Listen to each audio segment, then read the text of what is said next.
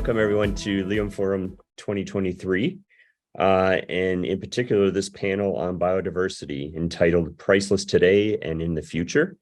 It's my pleasure today to welcome and introduce our panel of experts that are going to, I think, have a very enlightening discussion about biodiversity from a number of different perspectives. So at this point, I'm going to turn it over to the panelists to introduce themselves. So we'll start with Sefi. So Sefi, if you want to take over and introduce yourself. Hi, everybody. I'm Sefi. I'm from Sheva, Israel. I'm the zoologist and director of education and science department at Midbarium Animal Park here in Sheva, Israel. So essentially, my job is to teach about biodiversity, to teach about wildlife, about conservation, to teach about ecological systems and how mankind affects these systems. So I teach the zookeeping staff, I teach and advise the communications department, and I teach and direct the education department here at the animal park. I'm in charge of all our research programs and our educational activities. So additionally, I am an ecology PhD candidate here at Ben-Gurion University, here in the Negev Desert. I am at the final stages of my PhD, hoping to finish writing and submit pretty soon. I did my master's in animal behavior and ecology. I studied the parameters which affect the hunting strategies of the small Saharan sandviper. And currently my PhD focuses on a local and critically endangered endemic lizard termed the fringe-fingered, the Beersheba fringe-fingered lizard. I am researching its spatial distribution, its demography, dynamics, and reproductive ability. Thank you. Kathy, do you want to introduce yourself? Sure. So I'm Kathy Meney. I run a company called Syrinx Environmental in Australia here. We have some offices in New Zealand and also in Europe. Been a while since I finished a PhD, but my background is in ecology and restoration ecology, probably one of the early graduates of that discipline. And then over probably the last 25, 30 years, I've been working across many sectors, but mining has been a core one, with a real focus on how to get really high quality restoration outcomes in mining.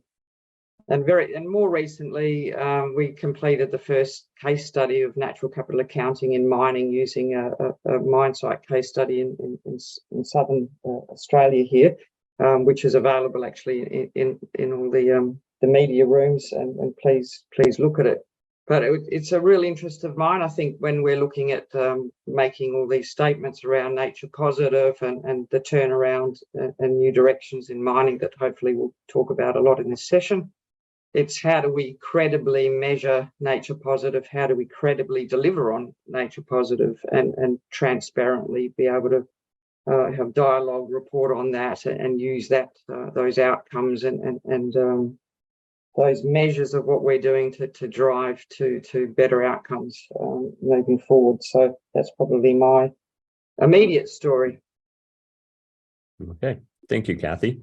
And Jason.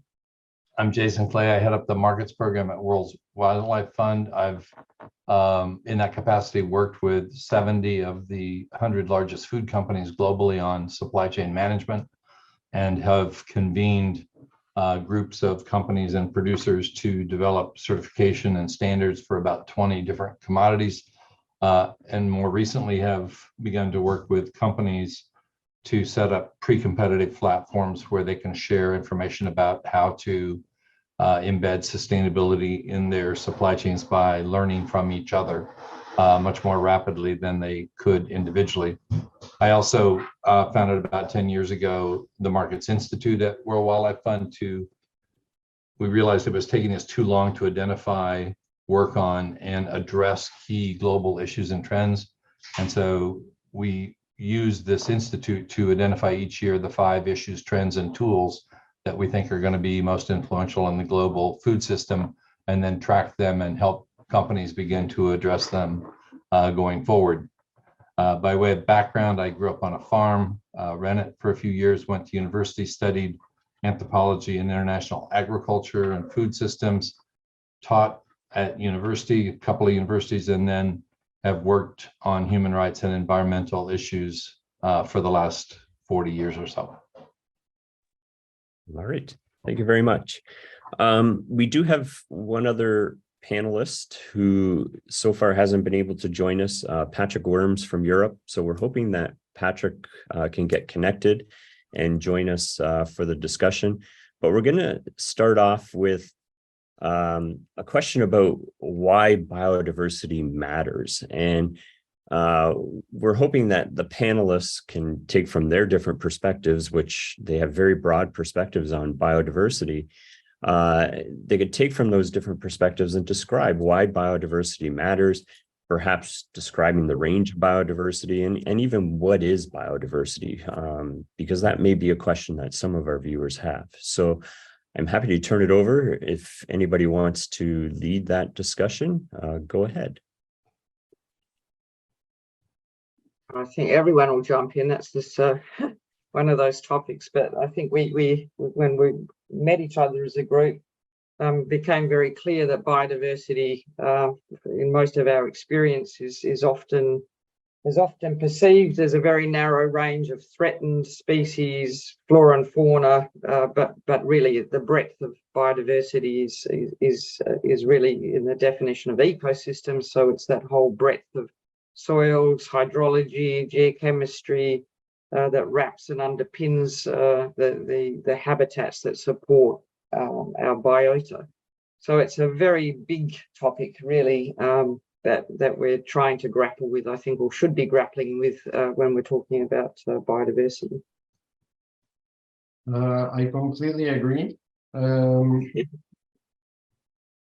Biodiversity is all about the connectedness of our ecological systems. Our past, present, and our future is dependent on the ecological systems which are provided by biodiversity, which affects all species. So I'm studying a small, very unattractive lizard, which a lot of the public might not be very enthusiastic about as much as I am, but it still has a role to play, and it is very, very intertwined with a lot of other species of not just animals, but as Kathy stated, microbes in the soil, which affect its biology, and plants, predators, of course, and prey.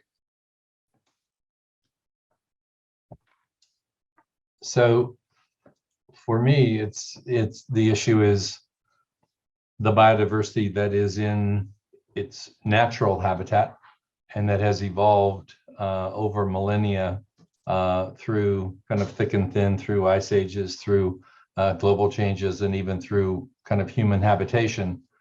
And then there's the biodiversity that continues to exist in areas of more intense human use, where habitats are either altered or converted, etc.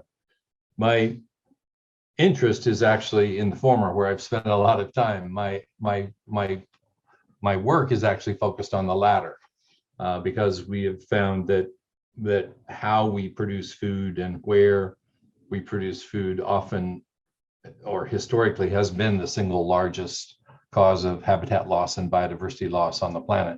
And so we need to figure out how to do that better. We've got about half the planet that's relatively intact and about half that is not.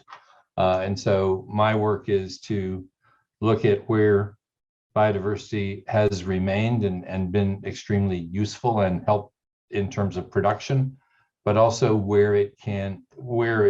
how it can be brought back into systems of production so that we can have living environments that are maybe even more productive and also more biodiverse and more rich in habitat types than we currently have today.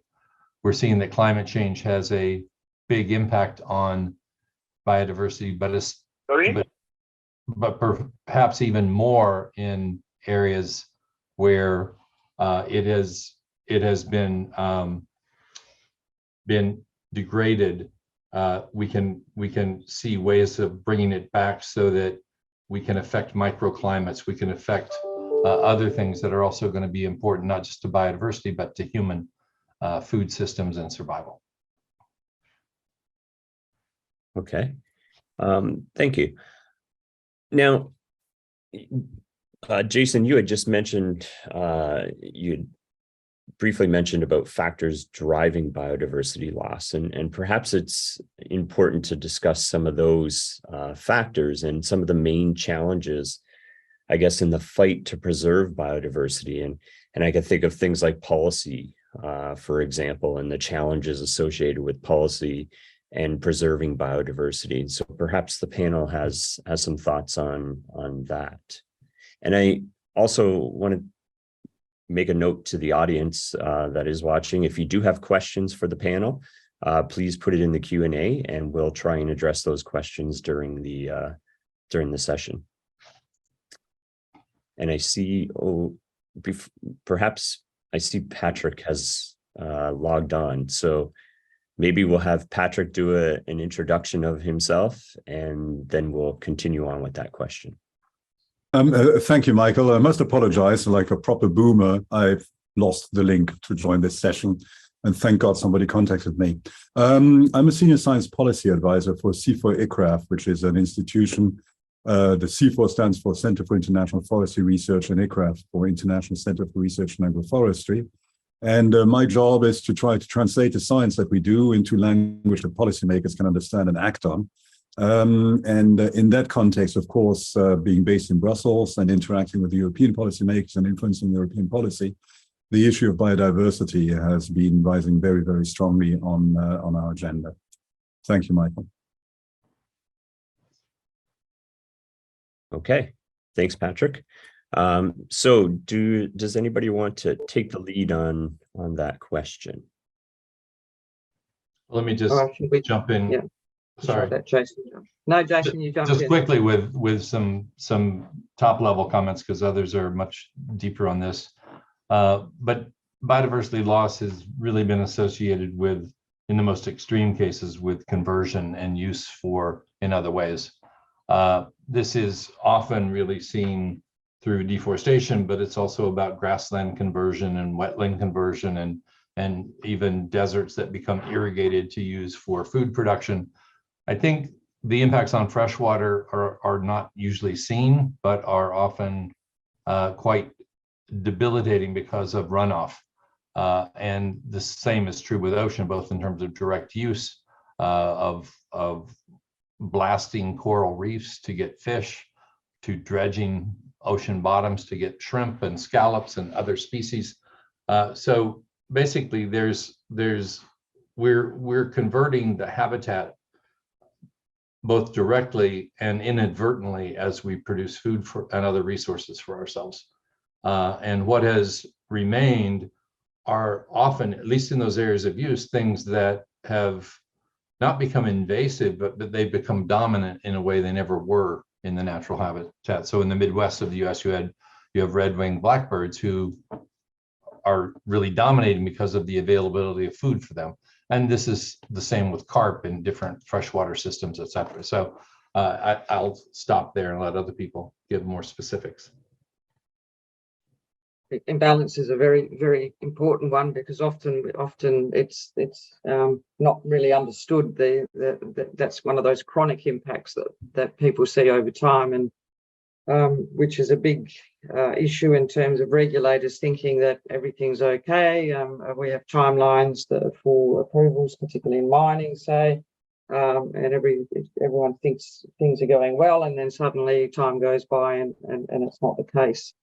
I think there's also, again, from a regulatory point of view, and of course I'm from Australia, where mining has been king. So there's been a general view that the value of what we extract from mining is the value, and the biodiversity is, if you like, collateral damage. So we can accept that we're going to clear biodiverse areas, and we can accept a certain shrinkage in these natural habitats because of the value of what we're extracting in the mine. And I think this is where there's a big shift in direction. So, once we now understanding and having a better dialogue around what are our nature dependencies, we're halfway through removing our natural biodiversity on the planet. And these are big wake-up calls for us as humans to look at, how did this happen, and then to kind of reverse that perspective on our needs of biodiversity and the ecosystem services that they provide us. So back to where Jason started, it really is fresh water is something we need. So we can't be just adjusting habitats as though they don't impact us as humans. And it's natural for us to solve problems first by being anthropocentric. So often that's the good place to start once we get to a common understanding of the destruction, I guess, that we've found ourselves in at this point in the history of our planet. Perhaps I could come in here. One thing that strikes me is two things. First, the issues of scale, and second, the issue of shifting baselines. On the issue of scale, mining is an intervention that removes 100% of the biodiversity in the landscape. Mining pits look absolutely awful if you love life. But mining occupies a tiny percentage of the land surface. Agriculture is something that utilizes about 2/3 of the land surface we use on the planet, and is far more destructive because it has been predicated, at least since the invention of modern agro-industrial tools, on a eradication of the local biodiversity and the replacement of the ecosystem services that biodiversity used to provide by chemistry and mechanization. And there, I wonder if we should not cast our perspective onto a debate that's been raging in the agricultural world for years now, which is a sparing versus sharing debate. The idea that you can protect more biodiversity by doing extremely intensive agriculture on a small area of land, or alternatively, that you need to apply agroecological principles at scale, because you're always going to be using so much land for agriculture that you need to integrate the biodiversity back into landscapes whose primary purpose is to produce things for humans. And there, what I find interesting is that first, the sparing attitude seems to suggest that people will not find a fresh use for land that has been taken out of production because the production of palm oil or soy, say, has become so efficient. Evidence seems to suggest that people will always find a use for that land. After all, it belongs to people. Those people expect to make livelihoods or money or profits from that land, and so it will be used. So it seems that we have no choice. We have to share because we're not going to be sparing enough. That being the case, the question for me becomes, is the kind of sharing we can do in modern agricultural systems by using techniques like agroforestry, for example, which reduces the need for pesticide use and for fertilizer use, and offers habitat for a number of new species. Is that enough to bridge the gap to where we need to be, which is to stop and reverse the massive biodiversity loss that you were just alluding to, Kathy? And if that is the case, can we get there by getting land managers, farmers, ranchers, foresters, to recognize the services that biodiversity could provide them, or do we need more intensive or constraining regulatory interventions?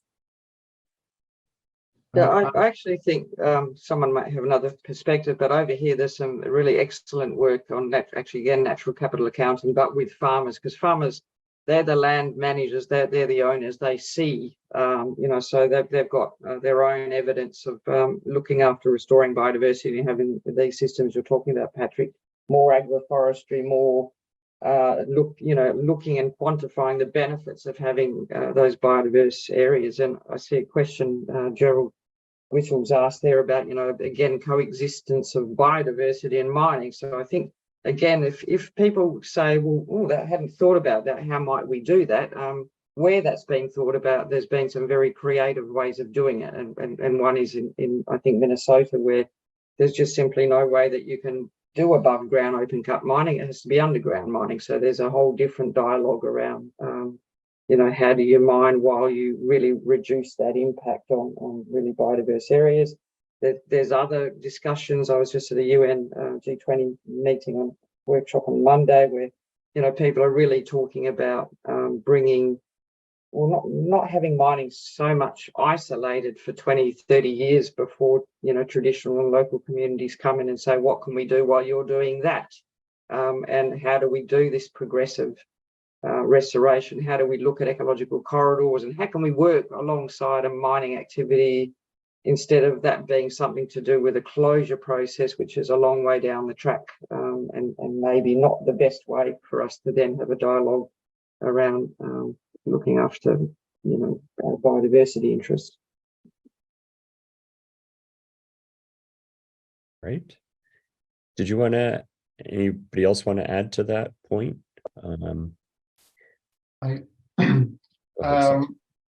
I can connect to everything that was said here.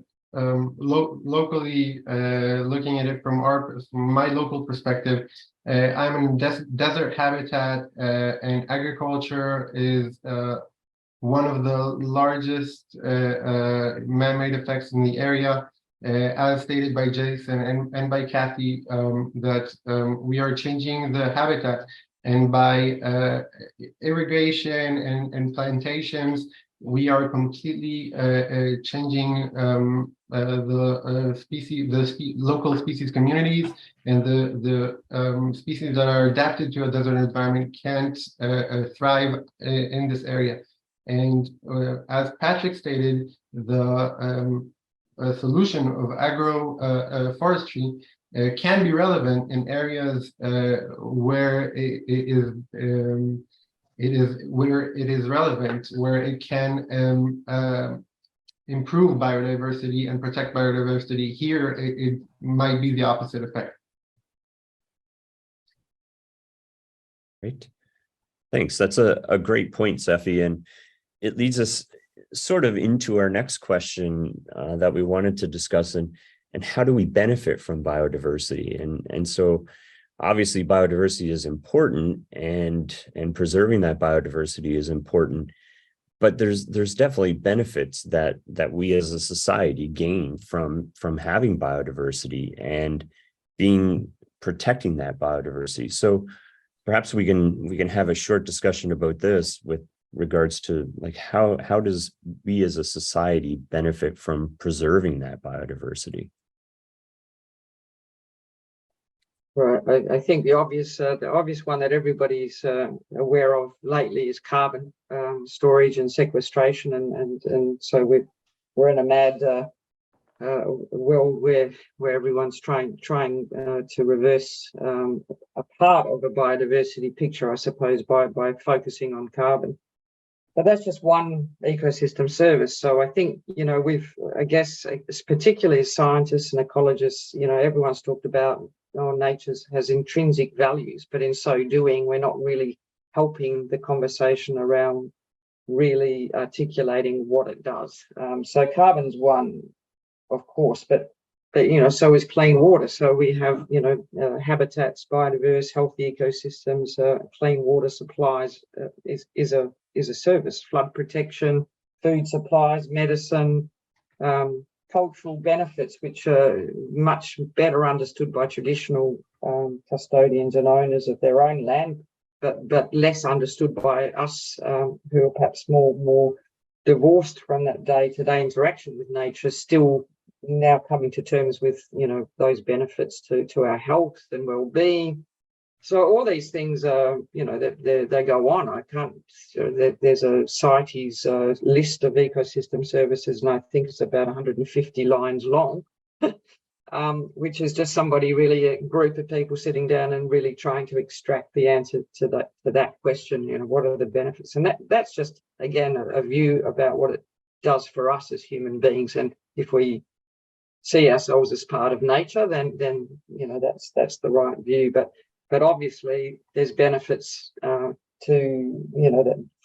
terms of supportive services to maintain systems as well. So please, others kick in, but that's, I think, a really important question and thing to understand.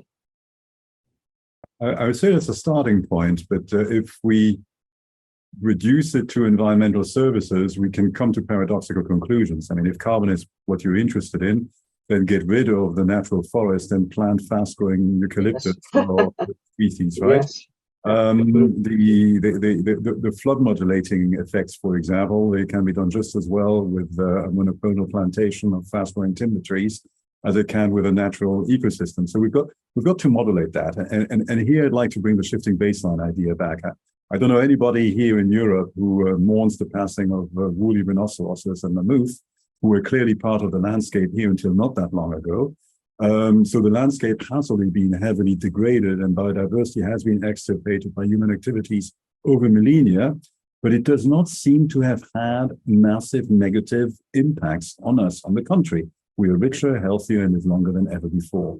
And the difficulty of connecting the imperious feeling that we have that biodiversity must be important somehow with the reality that for most people, biodiversity is less and less important because they live more and more in anthropic landscapes and are surrounded by anthropic devices of one kind or another. And the most biodiversity they see is David Attenborough on Netflix. That I think goes to the heart of it. And it's connected to another question, which is how much biodiversity can we exactly afford to lose? We could afford to lose the mammoth, and we could afford to lose the rhinoceroses and the thousands of little species that made their livelihoods from the ecosystems that they managed. The planet seems to be doing okay, at least from the perspective that I have, and I suffer from shifting baseline syndrome as much as the next man. But how much further can we actually go in our heedless destruction of the biodiversity that remains? Where is there a hard limit? Is there a soft limit? And how can we identify it? And if we can identify it, how can we get it to the mostly urbanized people of this planet to care about it? That's a huge question we're trying to answer. In the zoo industry, that's the role we see, to educate the vast public about biodiversity, about its importance, about how special. I think that's one of the things of why biodiversity matters. It's not very academic to say, but it's emotional to see the amounts of creatures and species that share this planet with us, and to be amazed by them, to be connected with them. And because of urbanization and that most of us live in our concrete jungles, we are very much detached from the ecological systems, from the natural world, and we don't see these effects. Like you say, you live in Europe, everything's good, everything's perfect. We don't feel the day-to-day effects of biodiversity loss, which also affects climate change, which we can say they're intertwined, they're connected. So it's coming, it's changing. We're seeing climate change, so it has to be affecting it. I think that's a good point. So I think it has to be affecting, and partly we don't have full knowledge, and humans we often do. We have strange concepts in ecology. One is that I never liked, which was ecological redundancy. So somebody said, oh well, there's these things do the same thing, so we'll just take one of them, and it's a very naive point of view, which just says we don't really understand. And that's probably the truth of the matter. We don't really we understand better now that we need biodiversity, but we don't really understand the full depth of what that actually is. So but if you take it back to the food and biodiversity and agroforestry sector, which I think is really interesting, farmers are starting to see measurable differences for simple things like pollinators and natural predators, that, you know, so healthier, more productive crops on smaller land footprints. So, you know, they're obviously being able to see,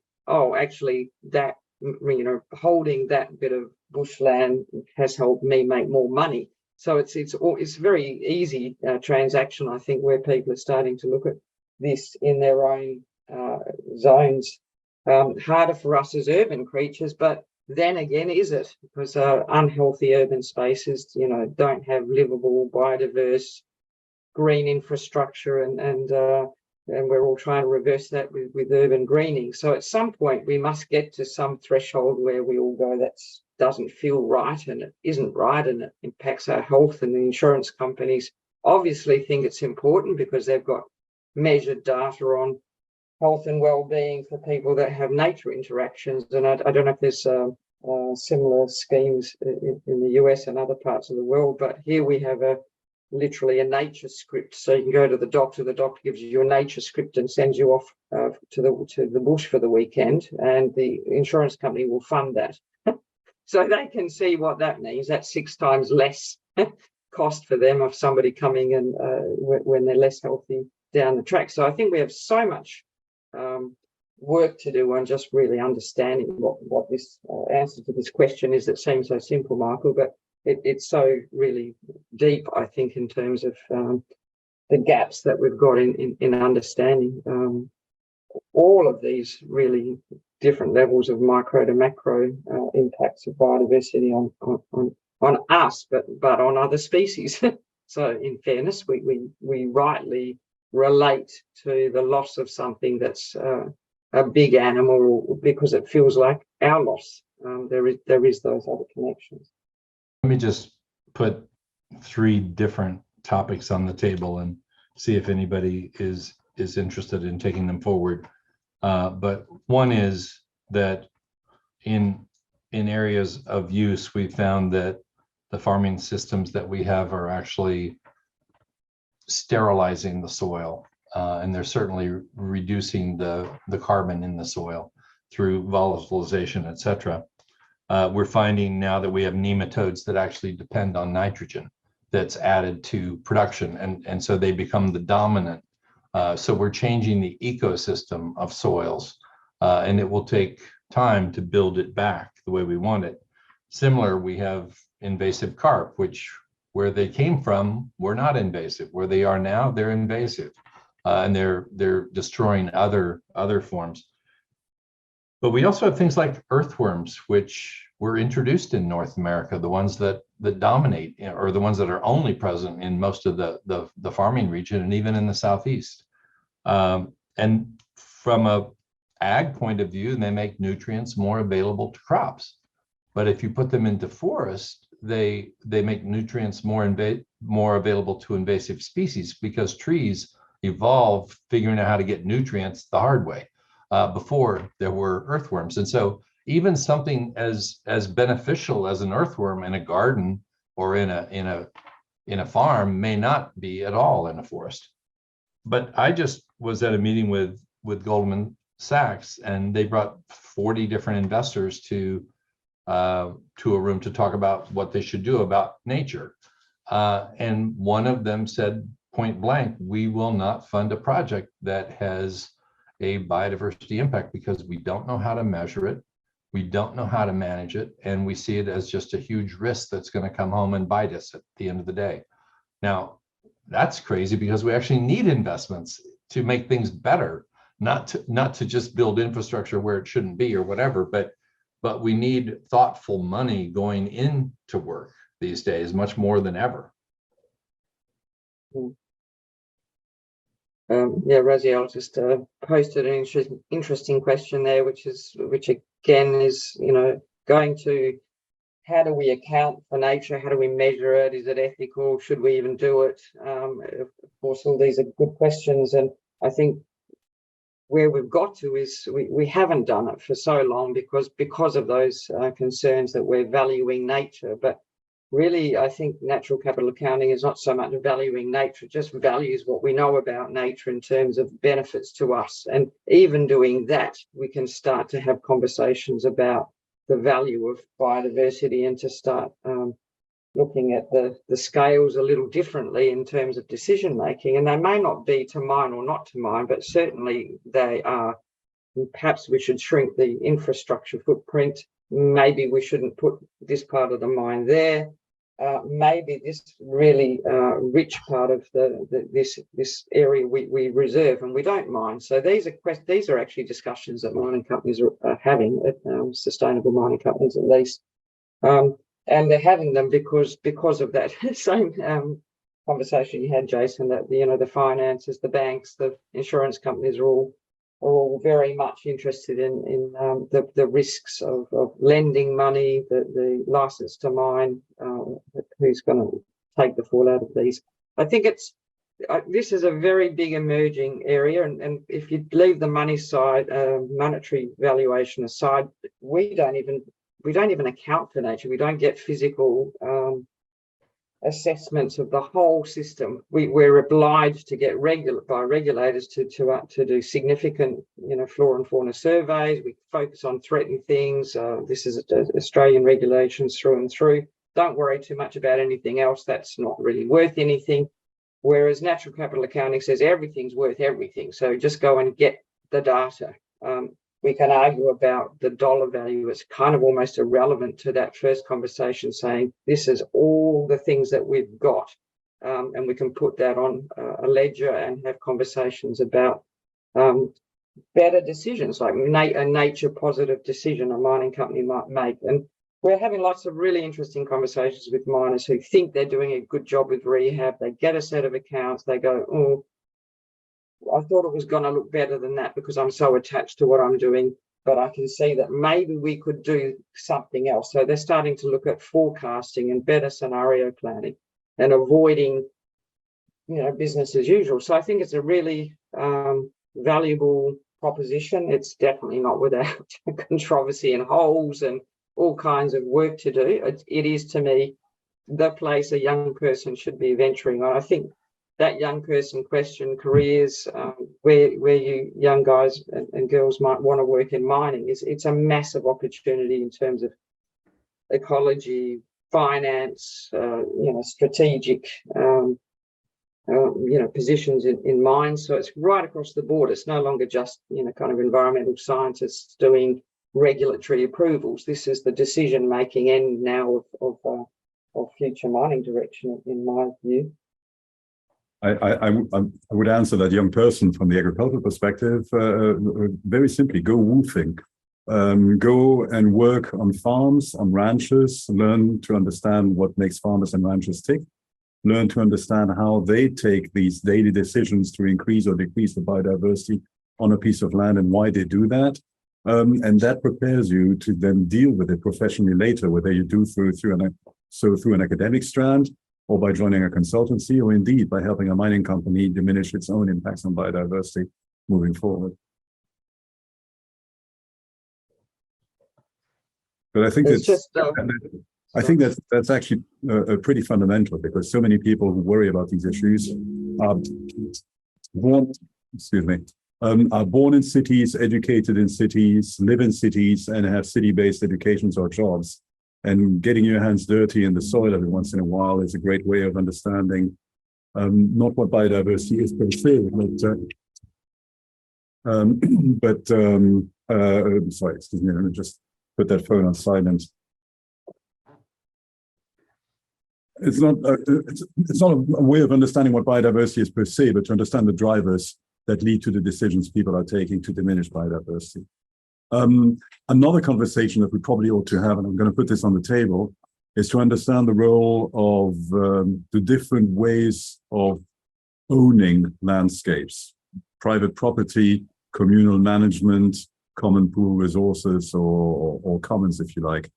And the reason I make that comment is because one part of biodiversity, which is very heavily impacted by private property, is the megafauna, which cannot carry out its traditional migrations in a world which is divided by barbed wire fences and roads. Now, are there ways in which we can continue managing land as the private property system that we have developed over centuries, but that nevertheless make room for that kind of large biodiversity, or is that a game that is already lost before we even start? I've been thinking about a question that's kind of a variation on that theme, and maybe in the US this is a bigger issue, but I think it became very clear it was a big issue in the Netherlands too. Do people have a right to farm? And my sense is that increasingly anybody has the right to farm, but you don't have a right to farm in a way that produces impacts that everybody has to cover or afford or be affected by. And that's where this understanding of what are the impacts that are acceptable and giving people the choice to either meet them or get out or find another job. I think that is a requirement that society is going to have to pass on. Farmers have been, problem solvers. They never had money they needed to solve problems, so they always had to find different ways. I think it creates people who think sideways, who can find solutions, but what they don't have is necessarily a clear play sheet as to what is required of them if they want to continue. And I think we need to do that. As for people working or engaging in this, I think that you could focus on food systems, on resource management, on data, on governance, on policies. Everything that people do comes back to food because we all depend on it. So I don't think that's the issue. I think the biggest issue right now is doing nothing. That is the biggest threat to biodiversity if we just continue on as we are. Climate change will wipe out a lot of biodiversity with nothing more done. That's a very good point. Yes, I would say it is an excellent point, and one of the questions does allude to these sorts of conflicts, I guess, between preserving biodiversity and a person's right or interests in trying to provide food for their families and these sorts of things. And so how do we balance that? And so maybe some of you can comment on how can people understand about biodiversity and help to preserve biodiversity while still making a livelihood for their families and for themselves. Yeah, that's one of I think that's the biggest question. But again, we covered this a lot from countries all over the world with different experiences from mining experiences. So basically, traditional people who were working on the land had their jobs. Then mining comes, they get jobs in mining. Great. They then become, want more jobs, construction. They have no interest whatsoever in going back to traditional economies. That's one group. In Australia, it's very different. The Aboriginal custodians and First Nations groups generally are looking to go back to land, good healed land, and resume life on those lands, but they're struggling with what to do with it to get an economic output. So it goes again, I think, to what actually is the value of biodiversity from an economic point of view, because again, I can pick New Zealand. We're working there, and the traditional iwi are fantastic. They've never departed from an understanding of how wealthy their nature is to them. And so they've probably got a different view, which is, well, we now know that our flax, apart from we can do this and it can do this and do that, 50,000 different things, is also a great biopharmaceutical and a biomaterial. So they're working in nanoscience. And I think there's so much in economic opportunities from these areas, but there's no point to not connect community through these changing phases of mine to closure to restoration, say, without taking that same journey in an economic way. Otherwise, it is like what they call conservation colonialism. We're basically going, oh, we'll fence off that area and bye everybody, and it's a terrible it's just not the right approach for us moving forward. So not easy, but if we're not working with communities right at the beginning and talking about how we can deal with these things and what people want for their communities through all these different transitions and how we build that biodiversity into it, then we're not going to succeed either. So I'm with Jason. We have to do something tomorrow, and we have to make all the mistakes really quickly before they become impossibly intolerable. Everyone's already, there's 2030 targets, there's the 2050 targets, and everyone's already saying we're not going to meet the 2030 targets, and we're not really at 2030 yet. And I'm just going, you can't set a target and then 7 years before it occurs to you that actually you have to do things, and then you go, well, we're not going to get there, and then you calm yourself down by going, it was just a target. We can't do that anymore. So I think, yeah, there's a real need for skills in nature-based jobs, I guess, and they're very skilled jobs. I don't think they're the type of jobs that maybe people think about in terms of just land management necessarily.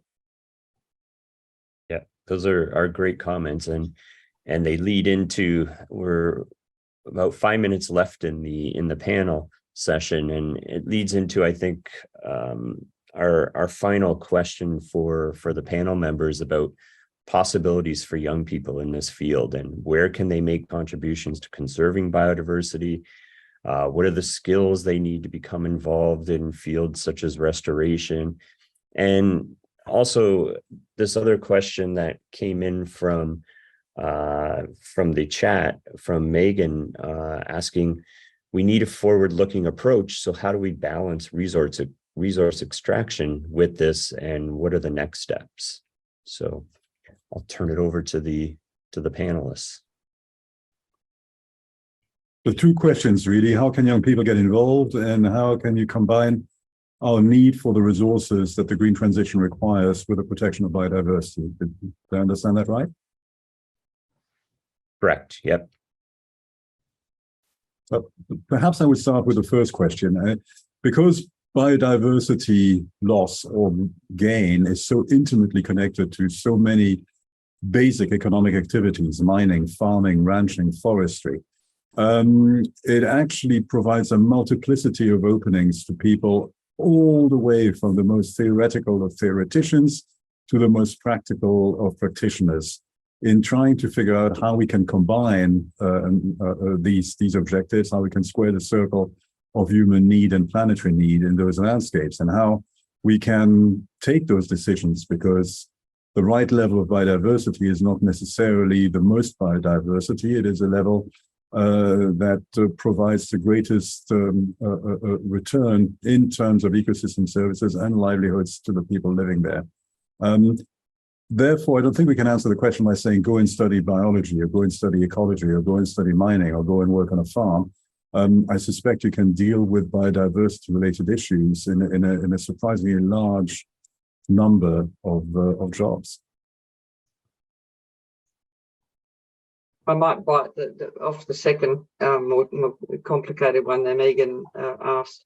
I think there's a lot of new terms, phrases, but really good things. So we now have the Task Force for Nature-Related Disclosures. Encourage you to read that. They're standards that mining companies are taking very, very seriously, and they are about standardizing and looking forward to not just the reporting, but the risks, dependencies, and how companies have the right to mine, I guess.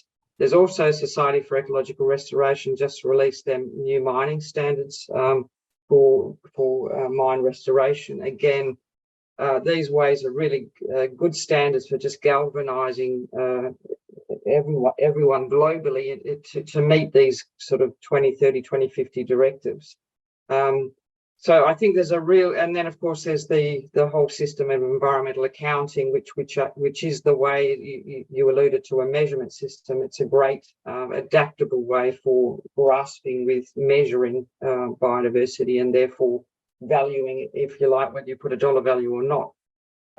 So I think there's more and more of these things coming, and there will be international standards in accounting. People are working on it now that really are going to change how we understand, I guess, the issues, the challenges, and on balance sheets and P&L. So these are really new directions. I think they're forward-looking directions. They're not about to mine or not to mine. They really are about how do we get a balance.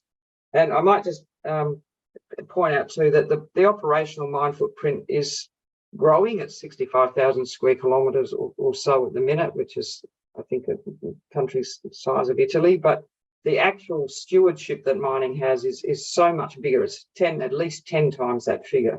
So miners have a massive opportunity to do good things by way of protection, conservation, restoration in these lands that they hold that are not operational land. So I think miners have money, they have land, they have motivation. It's an industry that's highly motivated at the moment to be trusted. To reference George's session earlier, building trust in mining. I think I've never seen such a shift in such a short time in this sector, and it's a very big opportunity I think, for Gen Xers and to come in and really go, that's what I'm looking for. That's where I want to make a difference, because it's an open invitation. Great. Thank you very much. We're at 1:10, so unfortunately we have to end the session. It was a great discussion. Thank you very much to the panelists, and thank you to the audience as well for your questions.